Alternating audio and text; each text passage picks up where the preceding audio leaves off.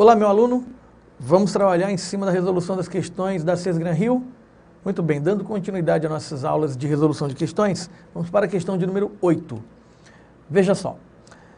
De acordo com a norma padrão, se fosse acrescentado ao trecho "disse o empresário" um complemento informando a quem ele deu a declaração, seria empregado acento indicativo de crase no seguinte caso. Preste atenção. Nesse momento, convém lembrar o seguinte, que o emprego de crase é, na verdade, o emprego do acento grave, que é o marcador da crase.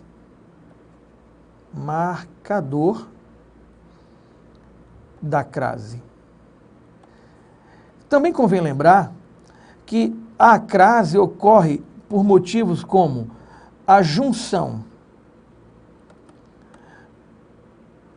de preposição a com artigo a. Ou ainda, de junção de preposição a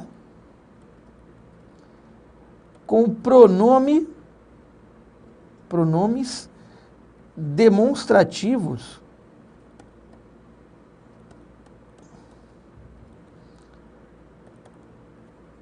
aquele, aquela e aquilo. E ainda, o pronome demonstrativo aquela pode ser substituído pelo pronome demonstrativo a. Então, nesse caso, também tem a possibilidade de crase. Então, nesse momento, o que acontece? O verbo dizer pode ser usado como um verbo transitivo direto e indireto.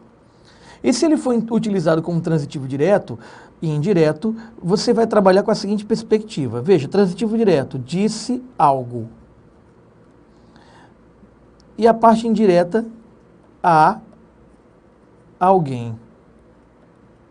Regida, portanto, pela preposição a. Aí o que acontece? Nesse momento eu já sei que vai haver uma preposição solicitada pelo verbo. Ok? Vamos observar esse alguém agora, esse complemento.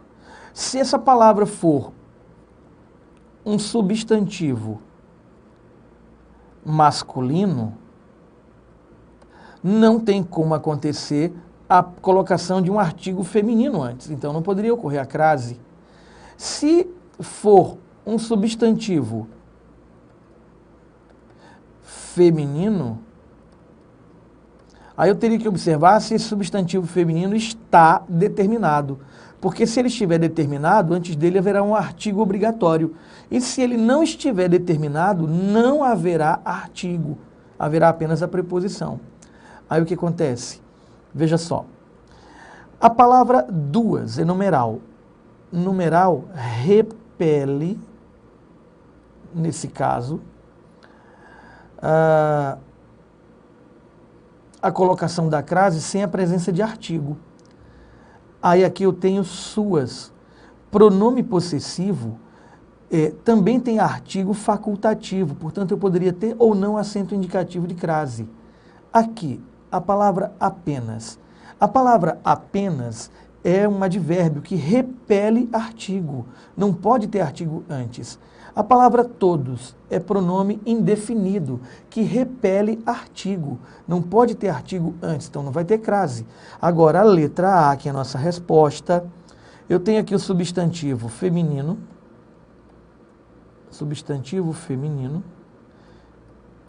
e que está determinado, olha aqui o determinante, um adjetivo. Obrigatoriamente, antes desse imprensa, vai ter artigo. Se já tem a preposição solicitada pelo verbo VTDI, mais o artigo obrigatório, aqui teria que ter acento indicativo de crase. E o que ele pede? O acento indicativo de crase seria empregado no seguinte caso. Letra A, a resposta. Aí fica a dica. Meu amigo, você quer ser bom em crase? Quer resolver qualquer parada de crase? Fique atento a esses 3 assuntos. Primeiro, para entender crase. Primeiro, domine o emprego do artigo. Qual é o artigo que nos interessa? O artigo definido feminino. Segundo, domine o emprego dos pronomes, dos pronomes demonstrativos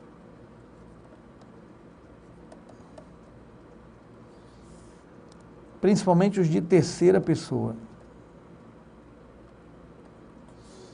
E terceiro, domine o emprego da preposição. E qual é a preposição que nos interessa para efeito de crase? A preposição a. Além do pronome demonstrativo de terceira pessoa é aquele, aquela, aquilo e o a, que substitui o aquela. Beleza? Então, domine esses assuntos, que a compreensão das regras de crase ocorrerá com naturalidade. Beleza? Próxima questão. Questão de número 9. Após ler o texto, que é uma reportagem, o funcionário do jornal decidiu enviá-lo por e-mail a um colega. Mas, além do texto completo, ele resolveu também anexar uma imagem com a capa do jornal. A mensagem enviada tinha, porém, uma concordância que desrespeitava a norma padrão. Essa concordância equivocada está exemplificada em... Muito bem, preste atenção. Mando-lhe 2 arquivos alusivos à matéria mencionada em epígrafe. Em epígrafe significa em anexo. Está tudo ok? Segue os 2 arquivos que mencionei sobre a cartilha do consumidor. Aqui há um erro. Um erro de concordância. Veja, segue é um verbo intransitivo. O que segue, segue. Então, os 2 arquivos funcionam, nesse caso, como sujeito. Está vendo? Funciona como sujeito. Se funciona como sujeito, eu tenho um sujeito simples, só tem um artigo, só tem um núcleo, arquivos, mas que está no plural, meu amigo. E se o sujeito está no plural, a regra de concordância verbal diz: o verbo concorda com o núcleo do seu sujeito. Se esse núcleo está no plural, o verbo deveria estar no plural. Então, o correto seria dizer seguem. É para marcar a concordância equivocada. Marque a letra B. Letra C. Envio. Quem envia alguma coisa, 2 arquivos atachados, referentes aos itens que mencionei acima. Está tudo perfeito. Veja nos anexos os 2 arquivos sobre a matéria mencionada. Está tudo ok. E anexo nesta mensagem 2 arquivos. Muito bem. Aqui eu tenho o verbo anexar.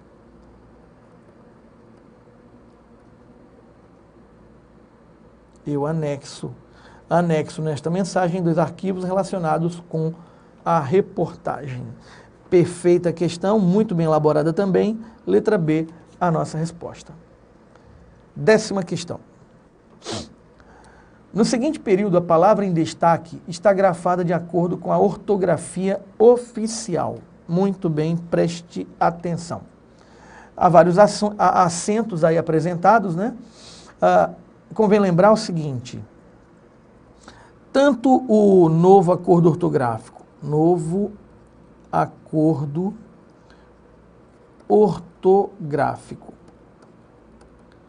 quanto o antigo acordo ortográfico,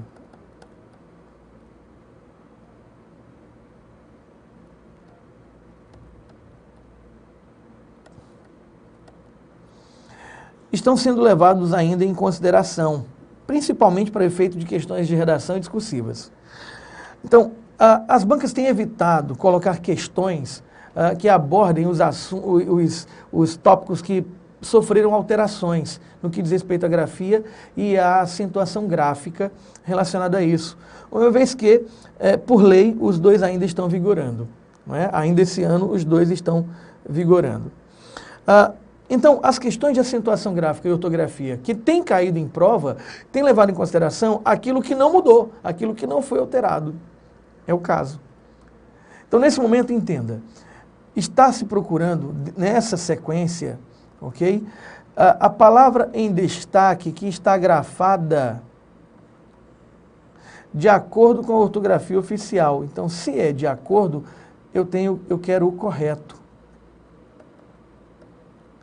Então, vejamos. O sindicato se preocupa com o aspecto educativo da cartilha. Aspecto é uma paroxítona terminada em O. Paroxítona terminada em O não se acentua. Nunca se acentuou e provavelmente não será acentuada. Letra B. Várias entidades mantêm convênio conosco. Mantém é um verbo acentuado com o circunflexo, que é, por sua vez, um acento diferencial. Como assim diferencial? Sua presença marca o plural de certos verbos, que é o caso, várias entidades, sujeito simples no plural. Sujeito simples no plural. Para o verbo concordar com esse sujeito simples no plural, eu sou obrigado a colocá-lo no plural. A marcação, então, é com acento circunflexo. É para marcar o que está de acordo com a ortografia oficial, marquei a letra B. Agora, veja só as outras. O consumidor tem de ser consciente. Paroxítona, consciente, terminada em E, não se acentua.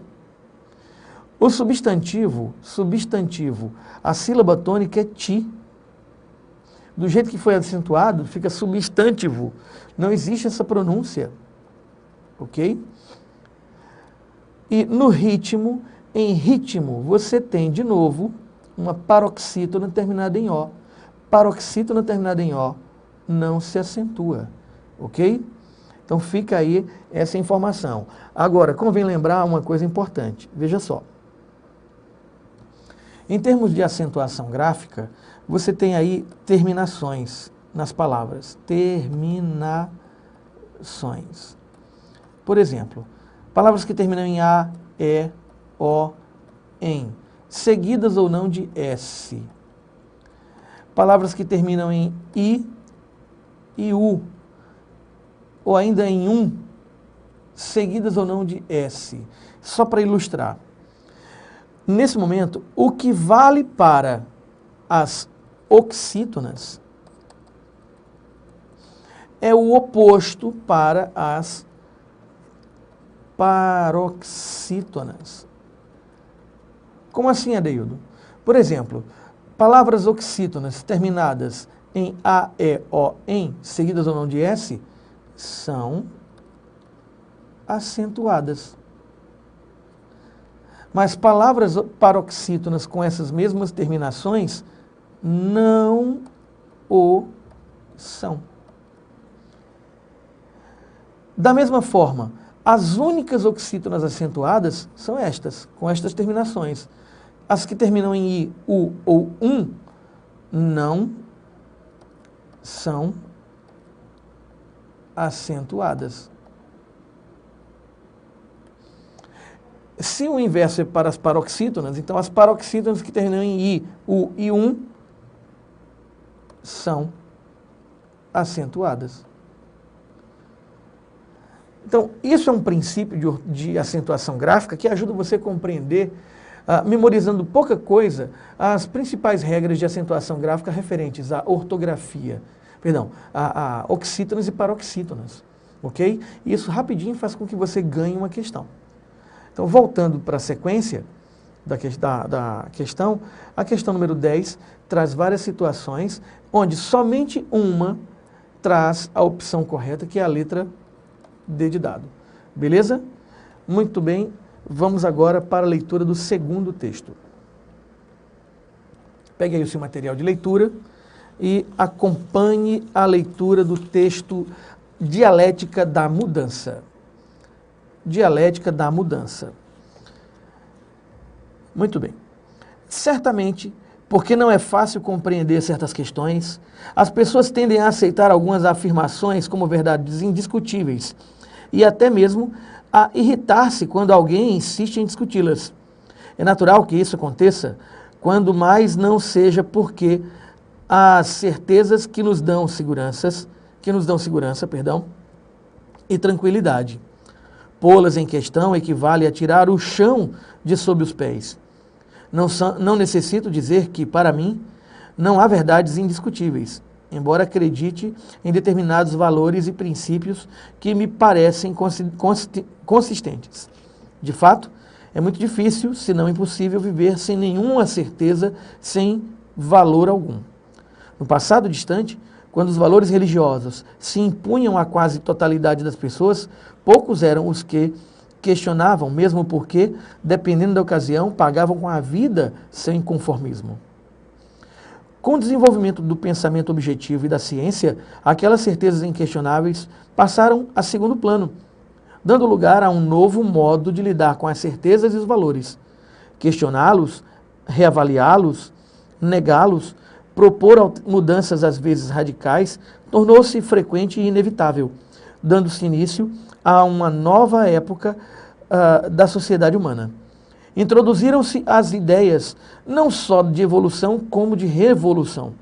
Naturalmente, essas mudanças não se deram do dia para a noite, nem tampouco se impuseram à maioria da sociedade.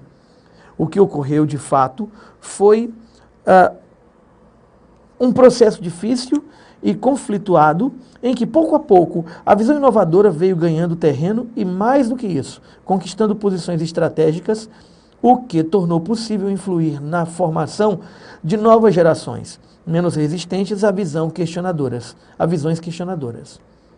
A certa altura desse processo, os defensores das mudanças acreditavam-se senhores de novas verdades, mais consistentes porque eram fundadas no conhecimento objetivo das leis que governam o mundo material e social. Mas esse conhecimento era ainda precário e limitado. Inúmeras descobertas reafirmam a tese de que a mudança é inerente à realidade, tanto material quanto espiritual, e que, portanto, o conceito de imutabilidade é destituído de fundamento.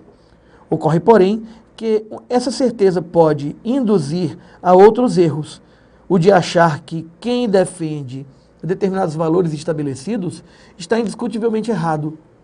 Em outras palavras, bastaria apresentar-se como inovador para estar certo. Será isso verdade? Mas também pode estar errado quem defende os valores consagrados e aceitos. Só que, em muitos casos, não há alternativa senão defendê-los. E sabem por quê? Pela simples razão de que toda a sociedade é, por definição, conservadora, uma vez que, sem princípios e valores estabelecidos, seria impossível o convívio social. Uma comunidade cujos princípios e normas mudassem a cada dia seria caótica e, por isso mesmo, inviável. Por outro lado, a vida muda e a mudança é inerente à existência. Impedir a mudança é impossível. Daí resulta que a sociedade termina por aceitar as mudanças, mas apenas aquelas que de algum modo atendem às suas necessidades e a fazem avançar. Muito bem, Ferreira Goulart escreveu esse texto intitulado Dialética da Mudança em sua coluna no jornal Folha de São Paulo. É um texto que se enquadra no perfil da crônica, né, da crônica jornalística. Nesse texto, o autor ele se posiciona em relação a várias coisas, certo? Em especial, a própria natureza, ao processo dialético da mudança, não é? Em que você observa, analisa, confronta informações com o seu repertório informativo e chega a conclusões, não é?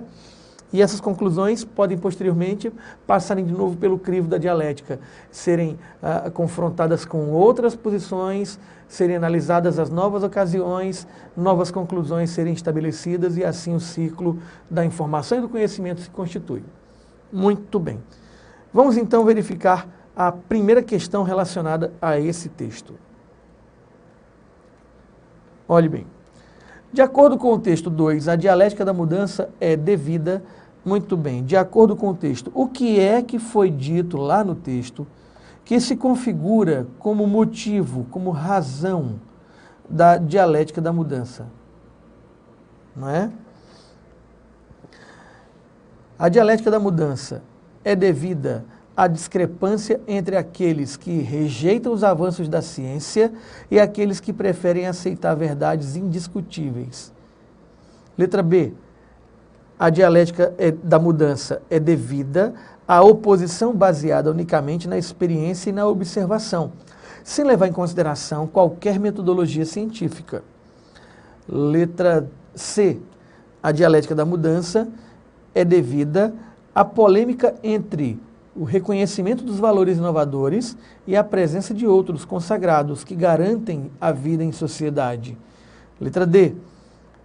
De acordo com o texto 2, a dialética da mudança é devida ao caráter contraditório da atitude daqueles que se limitam a conhecimentos fundamentados em valores consagrados. E letra E, a dialética da mudança é devida ao conflito originado pela supremacia dos princípios teóricos de um lado e pela crença nos fenômenos práticos de outro. Muito bem, aqui nós temos uma questão bem complicadinha. Por que, Adeildo?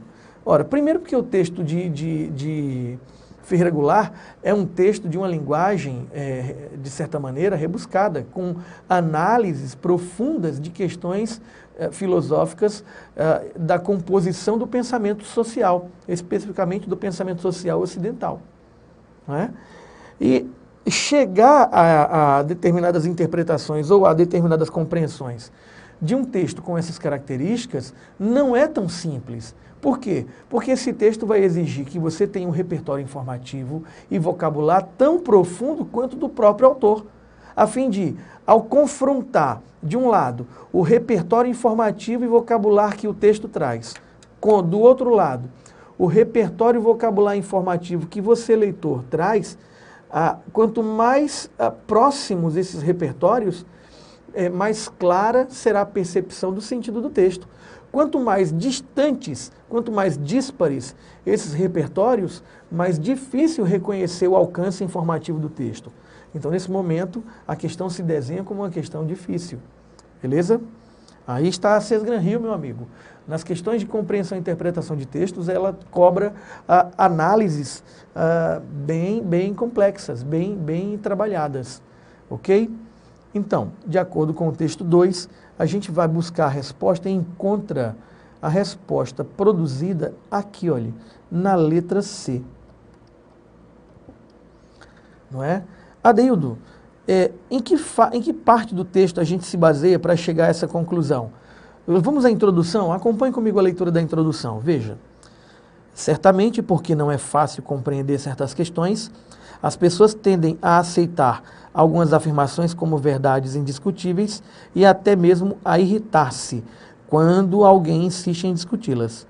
É natural que isso aconteça, quando mais não seja porque as razões, as certezas nos dão segurança daquilo, aliás, nos dão segurança e tranquilidade. Então, nesse momento, você tem aí a ideia de que, para uns, determinada ideia pode ser uma verdade, para outros, essa mesma ideia pode não ser lá. Nesse momento, eu tenho o reconhecimento de valores inovadores, mais adiante citados, e a presença de outros valores já consagrados em conflito. E esse conflito, não é, gera a polêmica. E é essa polêmica que permite a dialética da mudança. Opiniões já confirmadas e consagradas num dado momento, quando confrontadas com outras opiniões, ao longo do tempo, esse confronto permite a reconstrução ou construção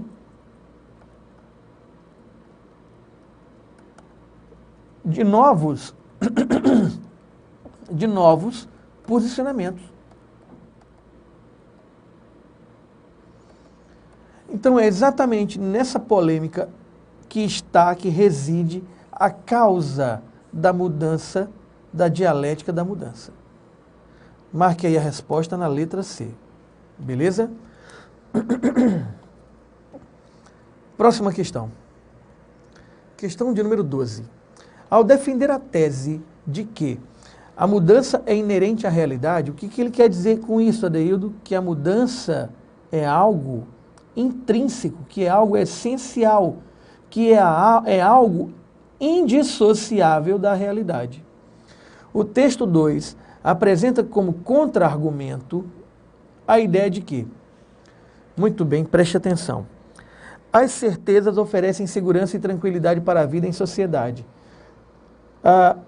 Quando o autor, no primeiro parágrafo, diz que há pessoas que preferem trabalhar com informações e posicionamentos já consagrados, porque traduzem segurança e tranquilidade para si, essa informação é um contra-argumento.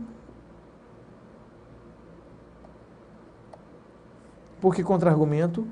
Porque ela termina se opondo à ideia de que a mudança é inerente, é essencial, está contida na própria ideia de realidade. Ora, pessoas que adotam princípios imutáveis como princípios de segurança e tranquilidade para marcar a sua evolução na vida, nesse momento, contrariam a ideia de que a mudança é inerente à realidade, e estão inseridas nessa realidade. Então, o que é contra-argumentar é apresentar um argumento que vai de encontro àquilo que se estabeleceu num dado momento do texto. Letra A resposta. E a letra B? As descobertas científicas não ocorreriam sem a discussão sobre imutabilidade. Ora, isso está de acordo com o argumento, não é contra-argumento. É uma relação de acordo, de conformidade.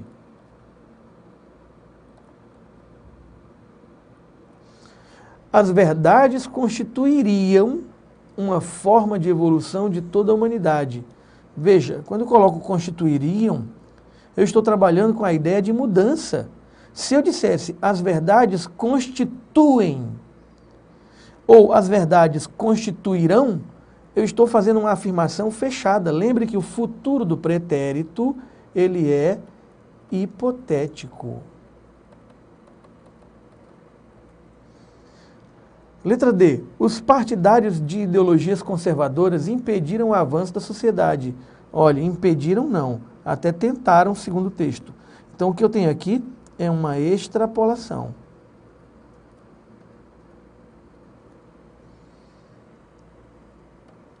Extrapolação. E os valores consagrados não deveriam ser aceitos pela sociedade atual. Não é essa a situação discutida no texto em relação a essa ideia da contra-argumentação. Aqui eu também tenho outra extrapolação. Então, confirmadíssima resposta na letra A. Beleza? Então, paramos aí na questão de número 12, ok?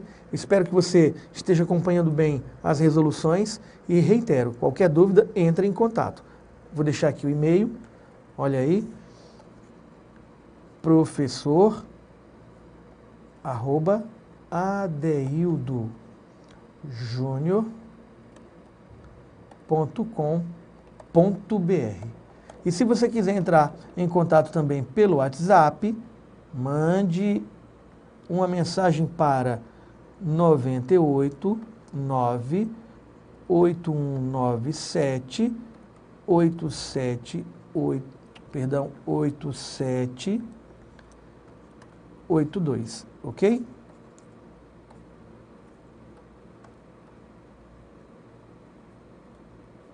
Estão aí os canais de comunicação através dos quais você pode se comunicar comigo. Aquele abraço e bons estudos.